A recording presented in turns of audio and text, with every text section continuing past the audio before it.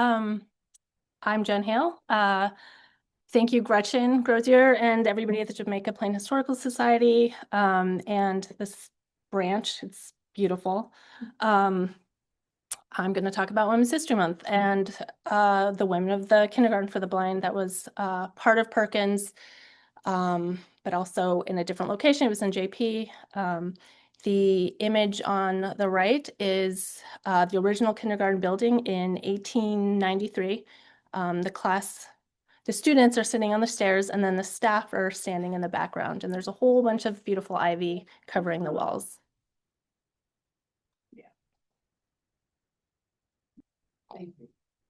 Oops, I'm not able to.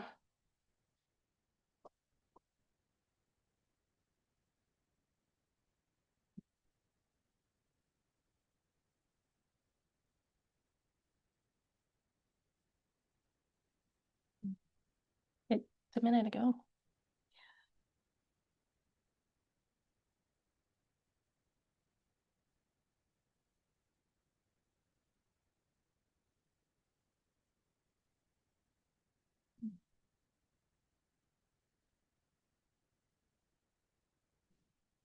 It's just hang on a sec.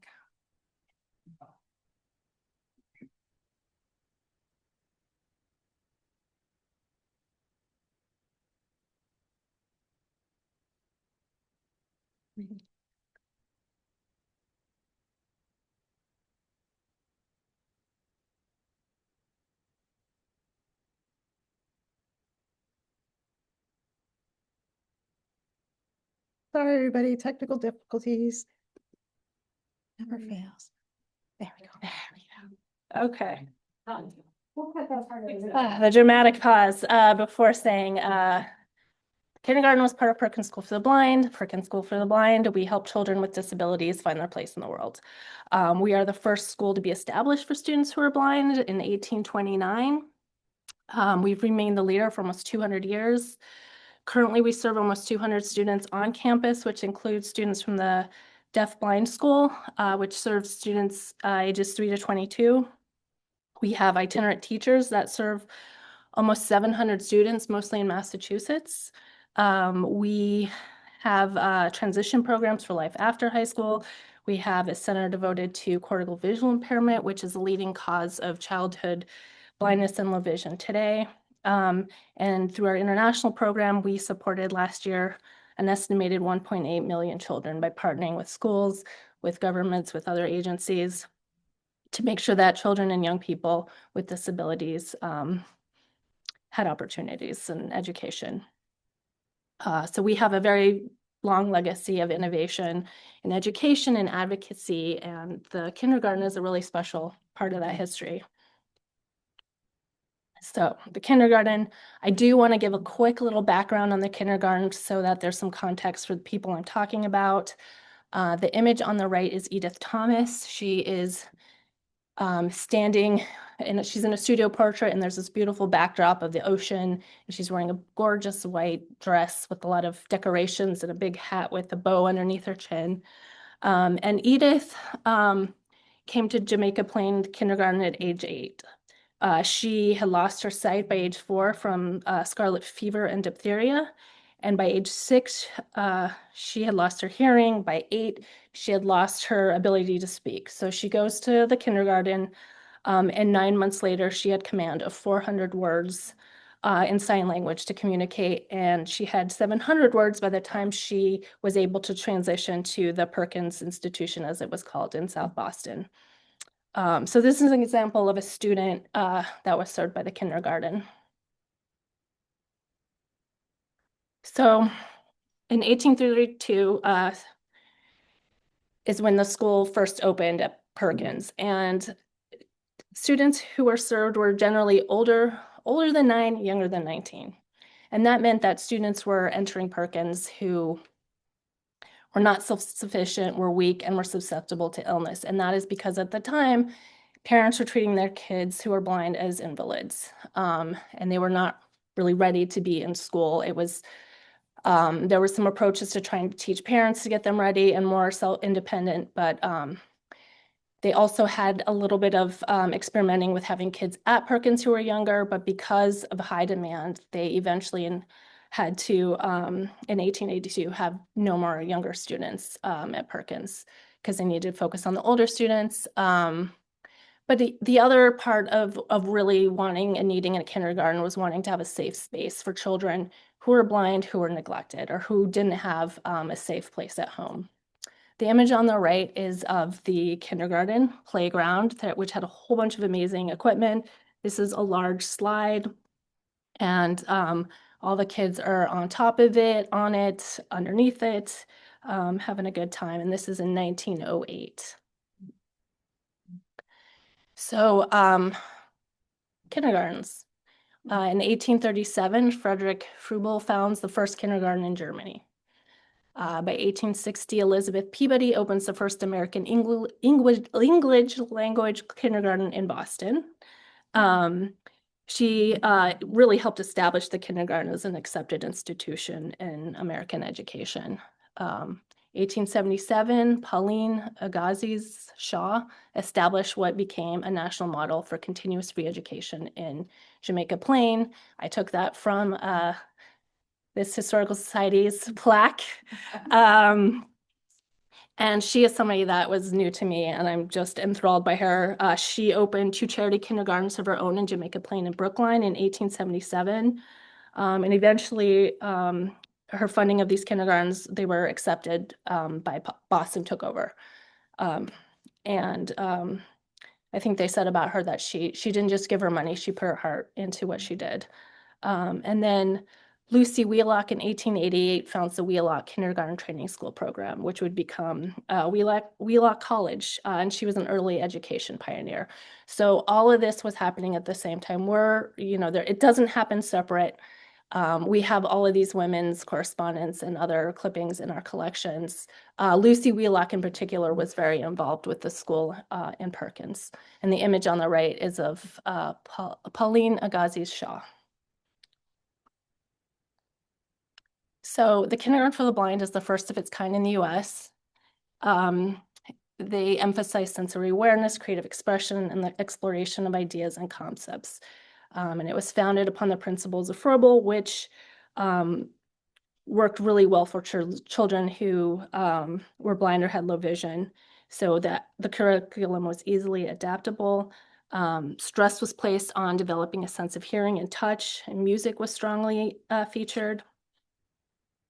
But the Perkins and the kindergarten were early adopters of the methods of Montessori and were among the first to employ a teacher of Sloyd, and Sloyd would become manual training. So the idea there is that your education is also in handicrafts, and you're learning discipline and you're learning skills sets based on mostly wood, but also the image on the right is sewing from the kindergarten students in different colors and geometric shapes. The timeline of the kindergarten JP starts in 1882. Perkins' second director, Michael Anagnos, has an appeal for the kindergarten, and he announces this at the commencement exercises at Perkins. In 1885, 6 acres were purchased in Jamaica Plain. May 2nd, 1887, the kindergarten opens with 10 students. By 1892, capacity is already reached with 36 students. In 1904, there are 4 buildings and over 100 students. And by the time it's 1913, when the school moves to Watertown, they have now become part of just the lower school. The image on the right is the original building that was built here in JP. And it was actually designed by Dennis Reardon, who is an incredible alum and longtime staff member of Perkins. This is a map showing the kindergarten campus in 1905. And on the top right corner are the buildings in pink. So we would have a kindergarten, we would have a boys and girls primary schools. And then there's another building, the longer one in the middle is one that held a gymnasium, a hall for speaking, it held a laundry. And this is on the corners of Perkins and Day Street. So this is where the Angel Memorial Pet Hospital and the MSPCA Animal Center and Adoption Center are. So onto the women. We have the founding family, the Howes, the Julias. The image on the right is of students in the kindergarten around 1893, and they are at a U-shaped arrangement of desks, and they are playing with one of Froebel's gifts, as he was called them, and they are a plum-sized wooden ball with strings. So Julia Romana Anagnost was born in 1844. She was the eldest daughter of Julia Ward Howe and Samuel Gridley Howe. She would marry Michael Anagnost in 1870. Anagnost was a secretary of her father, Samuel Gridley Howe, and she was also, he was also her tutor in Greek. In 1876, I believe, Howe, her father, passed away, and Anagnost took over the directorship of the school. And at this point, she becomes even more involved with the school. But she was a lifelong lover of learning. She spent a summer at Bronson Alcott's Concord School of Philosophy. She founded and served as president of the Boston Metaphysical Club. She was a poet. She had a book published of poetry and a book published about Alcott's Concord School. And the image on the right is a image of her looking very angelic, looking upwards. So at Perkins, she taught at Perkins. She held small festivals and parties for students. She was really devoted, though, to the kindergarten cause especially. But unfortunately, she died before the kindergarten opened, and she was 41 years old. Supposedly, her last words were, "Take care of the little blind children." Anagnost Cottage on Watertown campus today is named after her. The image on the right is from the 1920s, and it looks very similar to what the cottages would have looked like back then with the fireplace. And we have students in the kindergarten knitting, doing their Sloyd manual training, and looking a little giggly as they are doing that. Julia Ward Howe, very important figure in the kindergarten and in America. She was an author, lecturer, poet, activist, abolitionist, leader in the women's suffrage movement, as many of these women were, and she married Perkins founding director Samuel Gridley Howe in 1843. She would write the Battle Hymn of the Republic, the words to that, which is performed every year at Perkins and seems to just still be as important and referenced as it ever was.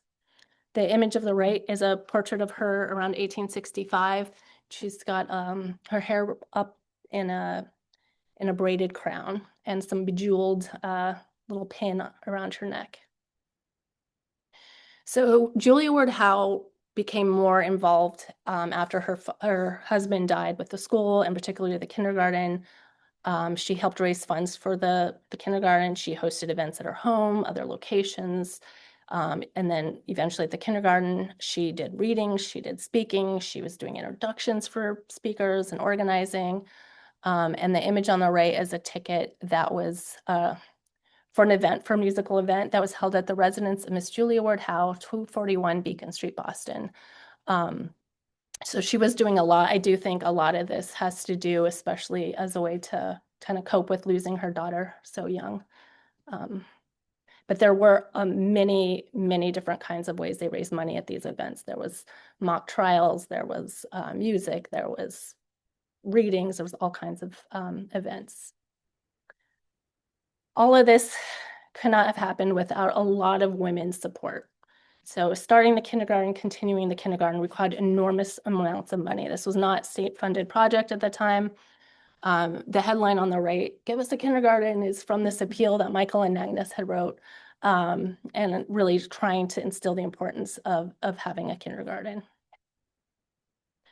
So we had a lot of pretty well-known women who were involved. Louisa May Alcott, famous for writing Little Women. She wrote a story called The Blind Lark, which was published in St. Nicholas Magazine, a children's periodical, in 1886. And this story was the story of a girl who would end up going to a school that was just like Perkins and had a director that was a lot like Michael Anagnost. And she managed to raise $225 for the building fund. So the money she got from writing the article was given to the school. And reportedly, she also read the manuscript to friends in order to enlist their support. And the image on the right is of Louisa in her 40s, I think in 1870, and she's got a headband, is looking stoically off in the distance. We have an incredible correspondence collection, and we have letters from her, and one that she wrote to Michael and Agnes in February of 1886 says, "Having at last been able to write the promised story for St. Nicholas, I send the proceeds off as my contribution to the kindergarten fund, wishing it were 1,000,000 instead of a spinster's mite. I'm very glad to hear that things are going well and that people are interested in this sweet charity." Another fun find is Isabella Stewart Gardner of the Gardner Museum. She was a donor. She served as inaugural treasurer of the Ladies Auxiliary from 1889 to 1892. And the Ladies Auxiliary was an organization that was a bunch of women whose goal was to raise money for the kindergarten. She is listed as a member of the Perkins Corporation from 1889 to 1923, I think in thanks for her relationship with the school and her help.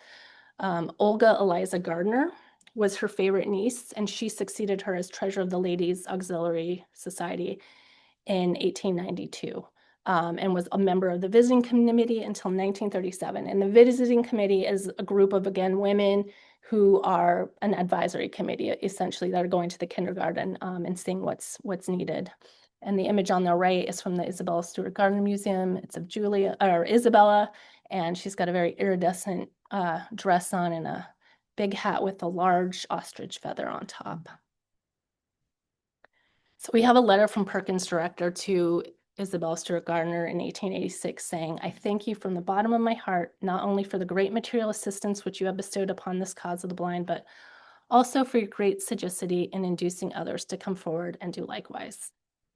So a lot of what these women that are famous are doing is helping also just spread the word and get other people on board. And one of these women is Helen Keller. Only she's 10 years old. And one of the things she did was she hears about a child who is deafblind living in an almshouse and starts raising funds for him. And it initially starts as she hears about him, but her dog had been accidentally shot by a police officer. She's famous at this point, and so the public is like, "We want to raise money so she can have another dog." And she decides, "I want that money to go to Tommy so that he can have an education at Perkins." And she obviously you need more money, so that was okay. She starts a campaign, particularly in newspapers, where she writes the newspapers and is asking for help getting Tommy an education. And in 1891, he was admitted to the kindergarten. So it worked, but it goes with saying that she didn't just get him an education. He was living in an almshouse. He was not, when he got to Perkins at 4, he couldn't walk. He couldn't feed himself. He was very neglected. He didn't have any opportunities, and he actually had a pretty wonderful life thanks to those efforts of Helen Keller and other people, and Anne Sullivan as well, for advocating for him. And then in May of 1892, Helen Keller is hosting a tea to raise money for the kindergarten, and she raises over $1,000. And the image on the right is of students who are deafblind, including Helen Keller on the back left. And then to her right is Edith Thomas, who was in that earlier picture. And then below is Willie Elizabeth Robin from Texas. And little Tommy Stringer, or baby Tommy, as Helen would call him, is on the bottom right. And he is facing off to the side with his legs in crisscross applesauce style in his little sailor suit. So a letter that she wrote to the Boston Courier to raise money goes, "Many helpless little boys and girls are now waiting to enter the kindergarten, but there's no room for them. These little human plantlets need the sunshine of the child's garden to grow. I want the kind people of Boston who have already done so much to brighten the lives of these helpless little ones to come to my tea and by light, the precious light of love and knowledge for those who are still in darkness." So what she's saying is, thank you for giving us money, but we need more money. And who better to do that than Helen Keller? And she's again using this language of kindergarten, plants, nature. Which brings me to Isabel Barrows, who is somebody I had not previously known, but I had an amazing intern in the archives who knew who she was. And she has a local connection.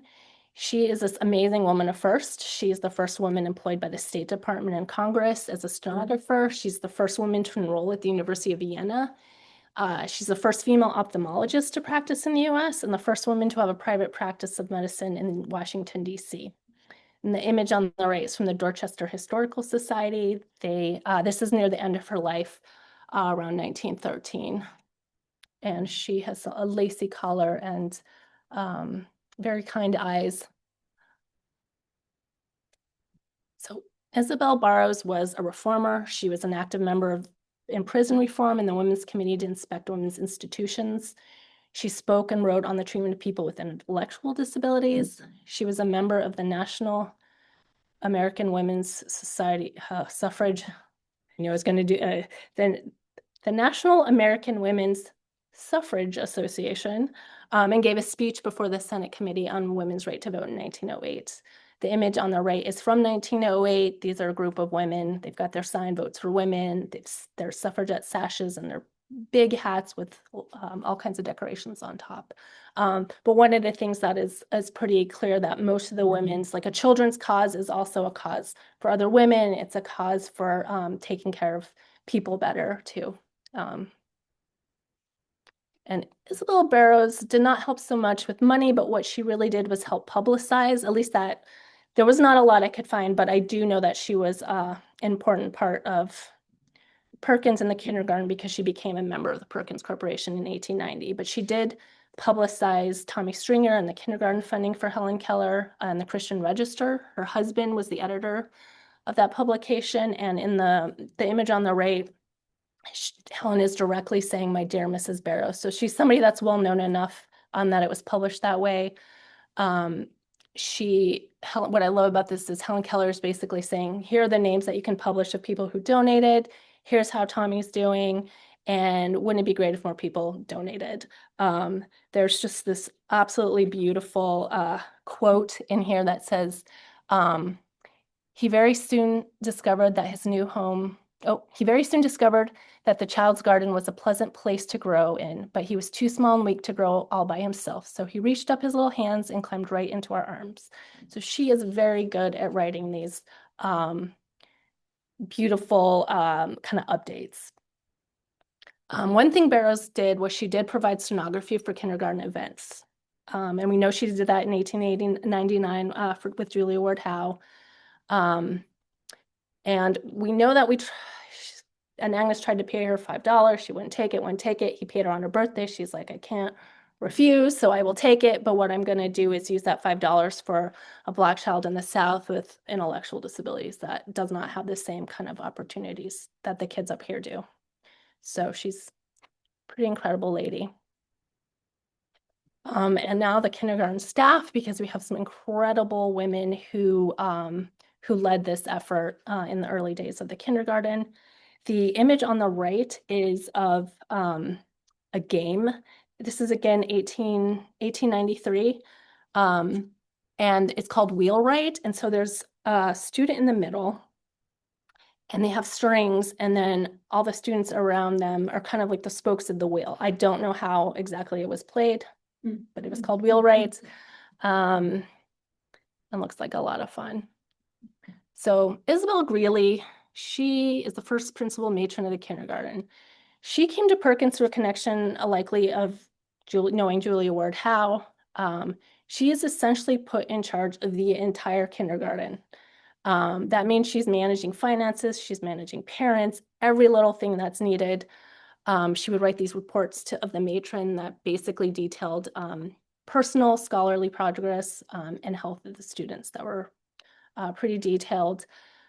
It was an enormous amount of work. Her friends were worried about her health she had so much to do. But she left, and when she did, in 1900, she started, her and another teacher who taught students who were blind, started the Blind Nursery for Blind Babies, or the Boston Nursery for Blind Babies. And that was here in Jamaica Plain. And the idea behind that was that babies need to be prepared to go into kindergarten. And in particular, babies who, again, did not have a lot of opportunities available to them, who weren't being taken care of enough physically and needed someplace else to be to kind of get ready for babies. Perkins, this was not a Perkins project. This was something that they did on their own. And Isabel Greeley is on the right. She's got high lace collar and a little floral designed decoration on her top. Which brings me to Emily Poulsen, one of my favorites. She is somebody that developed an eye condition at 6, which caused a visual impairment. She would attend public school with the help of a reader. She ended up becoming a private teacher for a while. But in 1879, she would go to Perkins because she needed training to help with the extensive sight loss. So due to her teaching experience, Poulsen became a pupil and a teacher, which was something I think really special about Perkins is they said, let's use what you have. We need teaching help. And so Emily Poulsen is really hard to find photos of, which is shocking once I tell you some more about her. This is from a newspaper clipping, I believe in the 1920s or 30s, 1929. She's sitting in an office, I think, and she's got some papers in hand and dark glasses. But Emily Poulsen, she studied at the Garland Weston Kindergarten Normal Training class in Boston. When she's at Perkins, she gets permission to do this. She, because of this, she helps with the initial study that Agnes did of Frederick Froebel's methods. After she graduates from the normal school, she teaches at Perkins from 1880 to 1882. Even after she left 1884, she did co-write the appeal for founding an endowment of the kindergarten with Agnes in 1884. So she's still leaned on in a very important part of the kindergarten. The image on the right is, again, Froebel's gifts. These are cubes that were used to, little blocks that were used to build things as part of the kindergarten curriculum. So Poulsen's lasting impact, though, she leaves Perkins, she begins giving lectures, holding classes for mothers, writing books. In 1893, she publishes finger plays for nursery and kindergartens.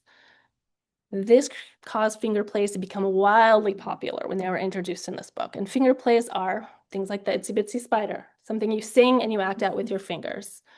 The image on the right is a page from Finger Plays. It's called The Sparrows, which features illustrations of the sparrows, a little girl feeding the sparrows. There are lyrics to the song to be sung, and below there are a bunch of vignettes showing the hand motions that should be used for certain actions, like flying around is the fluttering of your fingers.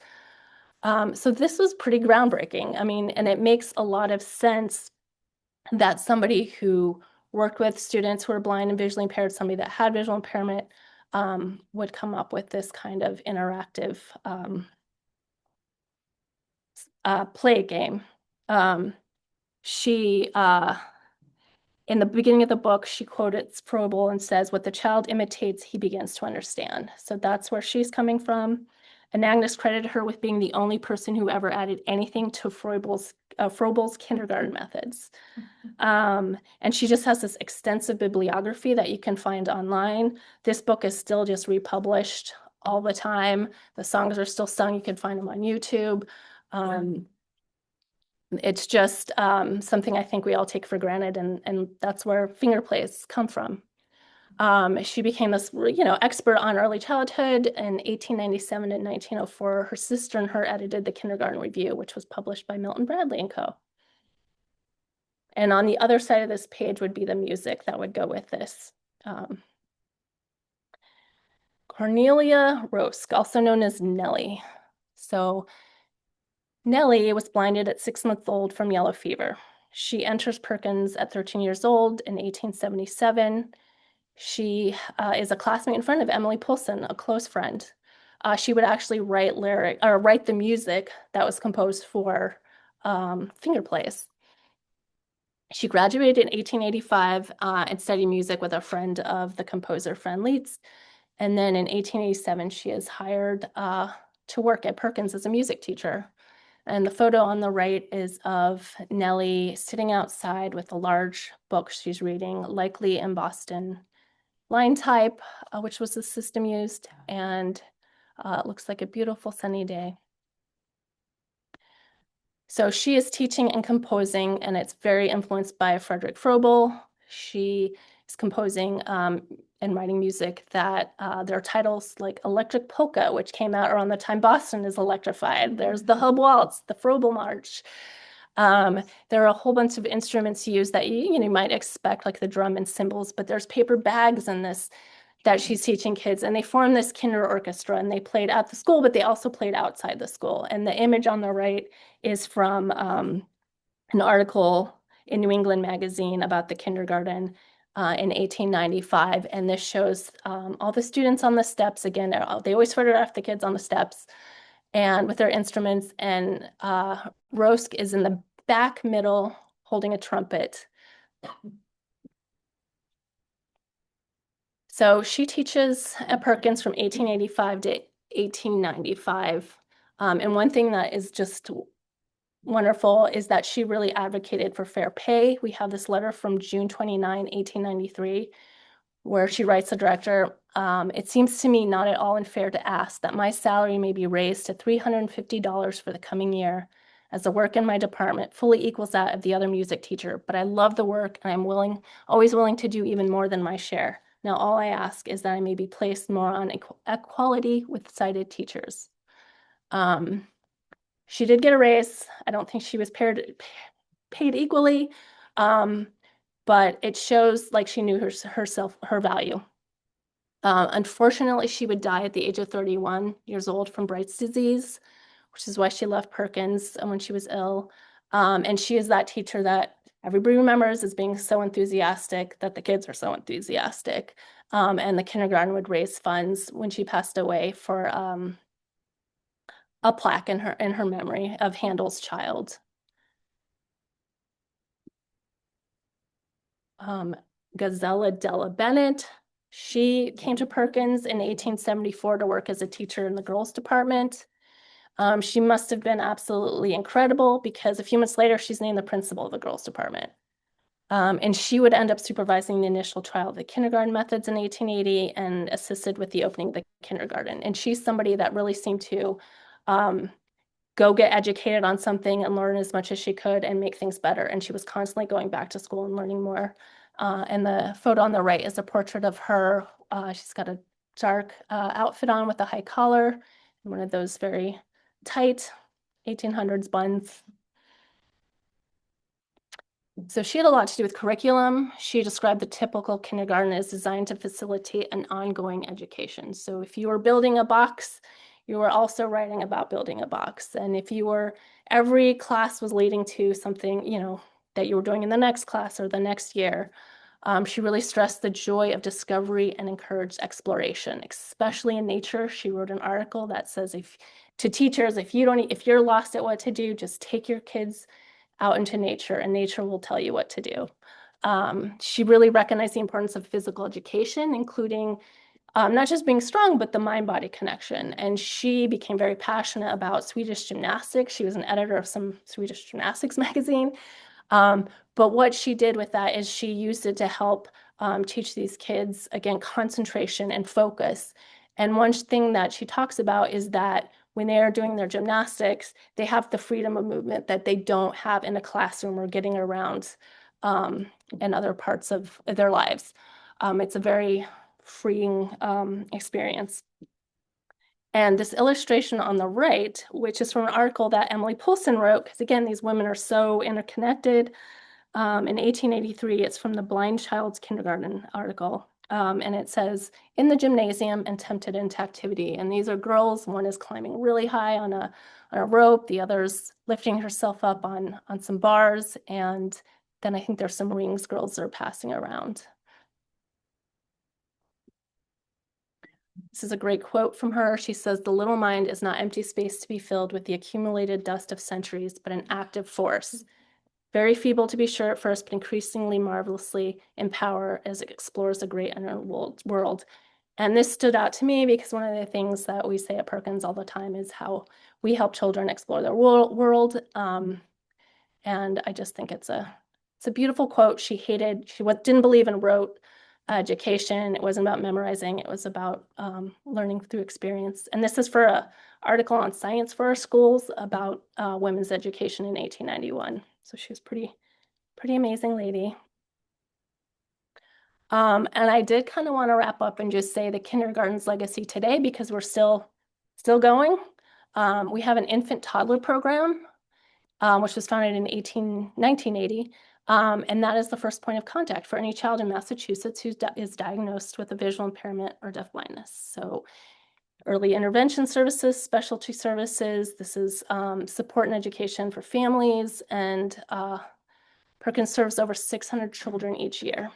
And then ages 3 to 6 go to the Early Learning Center, and this is not that dissimilar to what I've been talking about: early literacy skills, communication skills, very specialized services, play. Kindergarten, essentially. Thank you, Jamaica Plain.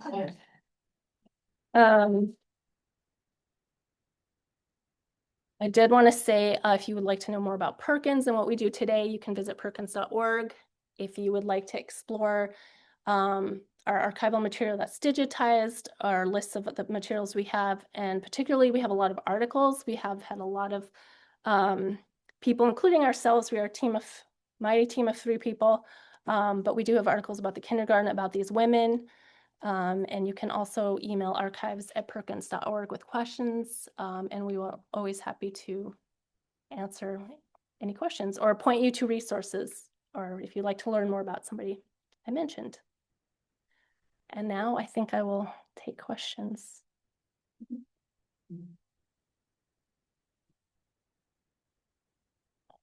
Yes.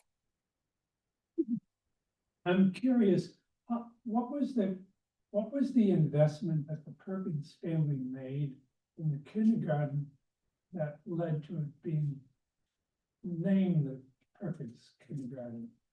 So the question is what led to the name Perkins being used for the kindergarten, essentially, but Perkins was named after Thomas Hennessy Perkins, but that was long before the kindergarten. So the Perkins Kindergarten was always known as the Kindergarten for the Blind.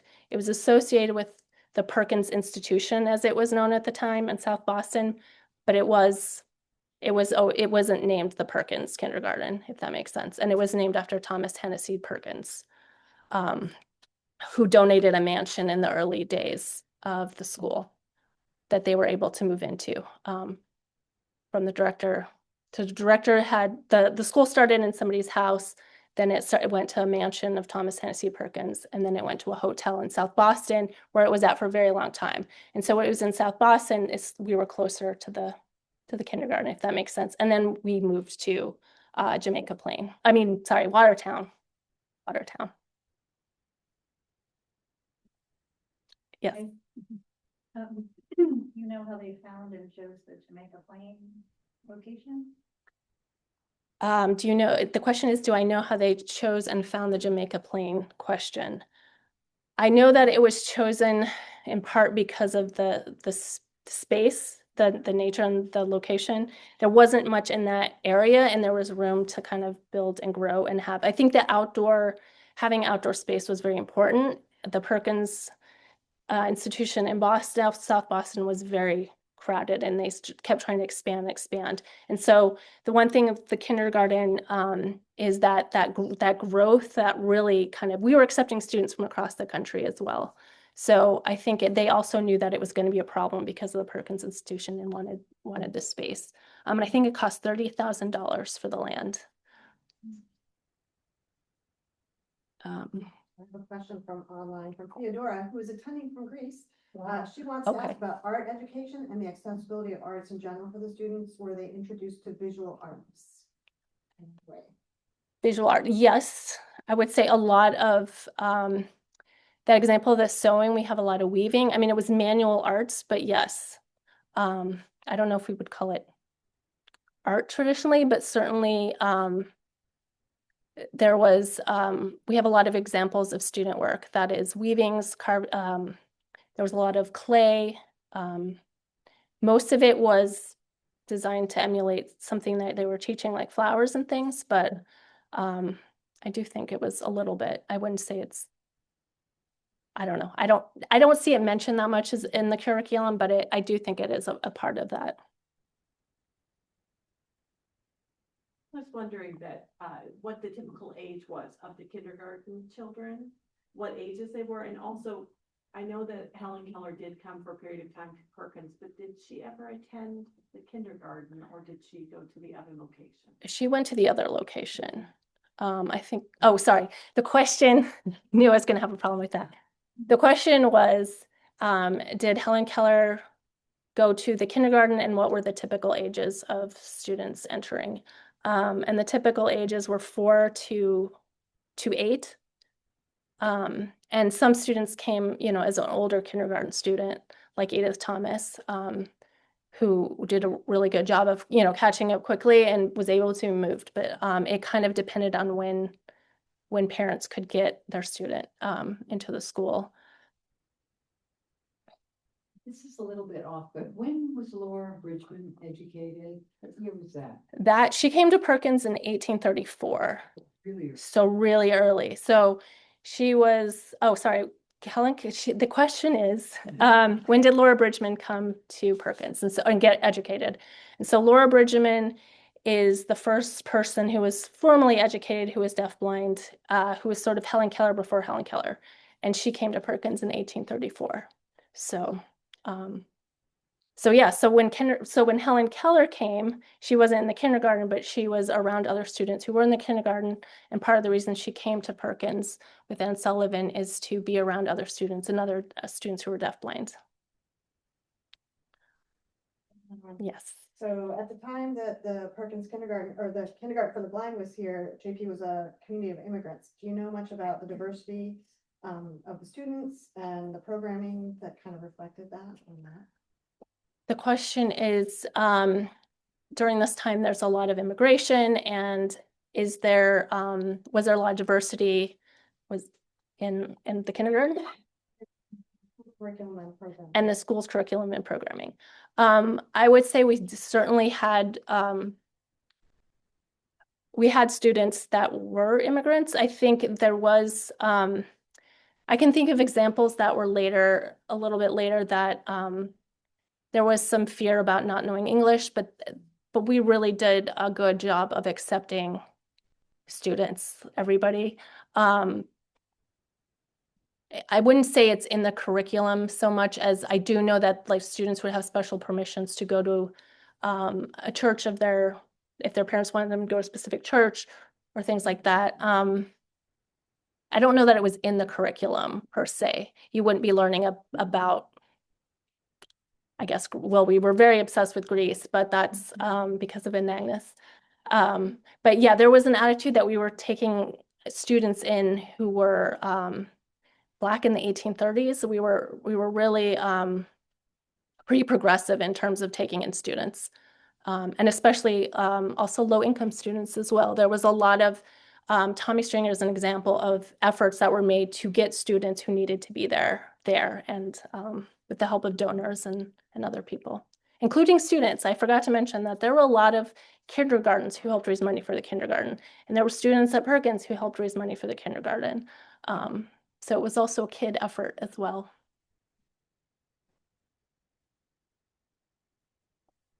Yes. You mentioned there was a salary parity question. Yes. Was the question about parity between men and women? The question is, unfortunately, it's all bad, but it's sighted versus blind or visually impaired teachers. They tended to be paid less in the early years. And, she knew she was doing an amazing job and she was just beloved. And so she called that out. And she's not the only one, but every once in a while that happened. Oh, sorry. The question was, okay, I'm sorry. Of all the women that you read about and researched, do you have a favorite and why? It kind of depends on the day of the week. When I discovered Poulsen, I was just enamored with her, and then Cornelia and her kinder orchestra.